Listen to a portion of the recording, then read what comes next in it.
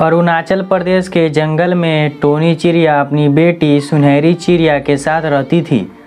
कुछ समय पहले उनके पति टुन्नू चिड़िया का एक दुर्घटना में मौत हो चुका था। उस दिन से टोनी चिड़िया और सुनहरी चिड़िया अकेली रहा करती थी। मम्मा चलो ना, हम कहीं घूमने चलते हैं। मुझे घर में बहुत बोरिंग महसूस हो रही है।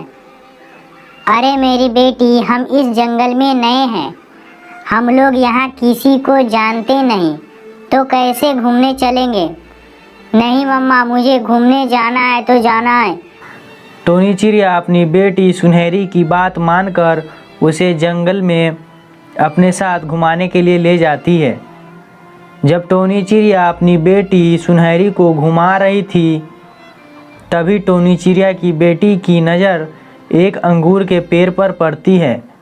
मम्मा मुझे अंगूर खाना है, मुझे बहुत ज़ोर से भूख लगी है। मम्मा मेरे पेट में चूहे कूद रहे हैं। तुम यहीं रुको बेटी, मैं अभी उस अंगूर के पास जाकर वहाँ से कुछ मीठे मीठे अंगूर तोड़कर लाती हूँ। और इतना बात कहकर टोनी चिड़िया उस अंगूर के पेड़ के पास चली जाती है और वहाँ से कुछ अंगूर तोड़कर लाकर अपनी बेटी को खाने के लिए दे देती है। फिर सुनहरी चिड़िया उस मीठे मीठे अंगूर को खाकर बहुत खुश होती है। मम्मा चलो अब हम यहाँ से अपने घर चलते हैं। फिर वो टोनी चिड़िया अपनी बेटी सुनहरी चिड़िया को लेकर आ रही थी कि तभी उसे रास्ते में एक घायल पक्षी दिखाई देती है।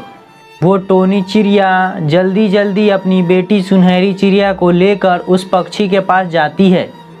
फिर वे टोनी चिड़िया पानी लाकर उस पक्षी को पीने के लिए दे देती है और टोनी चिड़िया उस पक्षी को लेकर अपने घर आ जाती है। टोनी उस पक्षी को खाना बनाकर खिलाती है और इसी तरह दिन बीत रहा था और धीरे धीरे वो पक्षी भी ठीक हो जाती है। और एक दिन सुंदरी चिड़िया टोनी से कहती है, चिड़िया बहन, आपका बहुत बहुत धन्यवाद जो आपने मेरी मदद की हो, मेरी जान बचाई। मैं एक जादुई पक्षी हूँ। मैं तुम्हें एक रोटी बनाने का यंत्र देती हूँ, इससे तुम जितना चाहे उतना रोटी बना सकती हो।